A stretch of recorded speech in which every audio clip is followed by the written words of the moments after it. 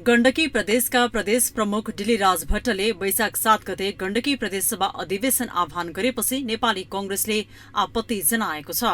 प्रदेश प्रमुख भट्टले शुक्रबार 3 बजेदेखि बैठक बस्ने गरी अधिवेशन आह्वान गरेपछि नेपाली कंग्रेस गण्डकी प्रदेशसभा संसदीय दलले आपत्ति जनाएको हो। कामचलाउ मुख्यमन्त्री खगराज अधिकारी नेतृत्वको मन्त्री परिषदको सिफारिशमा प्रदेश प्रमुख भट्टले अधिवेशन आह्वान गरेपछि कंग्रेस झनै उग्र बनेको छ। कंग्रेस गण्डकी प्रदेश संसदीय दलले प्रमुखले अधिवेशन आह्वान गर्नु गैर संवैधानिक रहेको बताएको छ।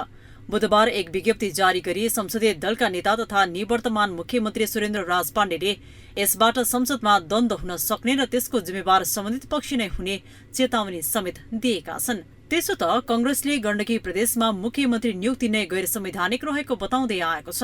गत आइतबार सभामुखलाई समेत गर्ने र एमाले नेता खगराज अधिकारी मुख्यमन्त्रीमा नियुक्त भएपछि कंग्रेसले आपत्ति जनाउँदै आएको हो।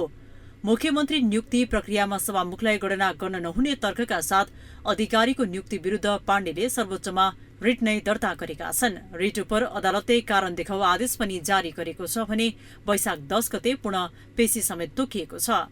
साथै मुद्दाको किनारा नलाग्दासम्म अधिकारीलाई काम चलाउ बनाइएको छ।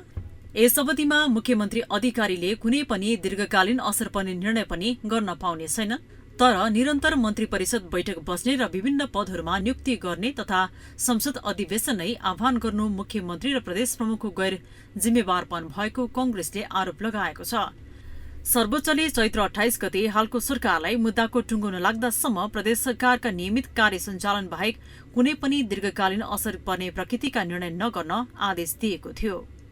तर मुख्यमन्त्री अधिकारीले सर्वोच्चको पेशी अगाडि नै विश्वासको मत लिने सम्भावना पनि प्रबल देखिएको छ। मंगलबार बसेको मन्त्री परिषद बैठकले वैशाख 7 गते अधिवेशन बनाउन प्रदेश प्रमुखलाई सिफारिश गर्ने निर्णय गरेको थियो।